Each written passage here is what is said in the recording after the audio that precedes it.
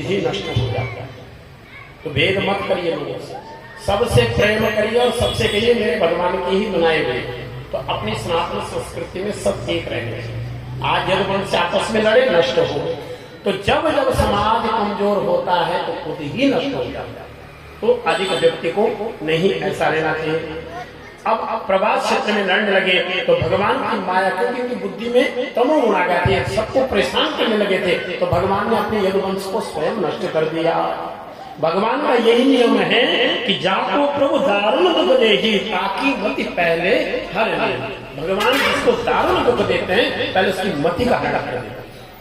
अगर समझ में बुद्धि सही मार्ग में नहीं चल रही है तो कहीं ना कहीं जीवन में पुण्यों की कमी हो रही है। अब ये 99 लाख से भी ज्यादा संख्या थी यदुवंशी, सारे के सारे यदुवंशी आपस में लड़ के ही नष्ट हो गए। अब इसके बाद भगवान श्री कृष्ण ने सोचा मैंने सारे पापों का नाश कर दिया है, पृथ्वी को जो है पाप मुक्त कर दिया है, सारे राक्षसों का वध कर दिया है, अब मुझे भी अपने गोलोक धाम जाना चाहिए। और रामा निर्माय मालो क्या भगवान देवकी सुता निशाधर कोटस्ते कृष्णे मासाद्य विक्रम। अब भगवान अपने धाम जा रहे हैं।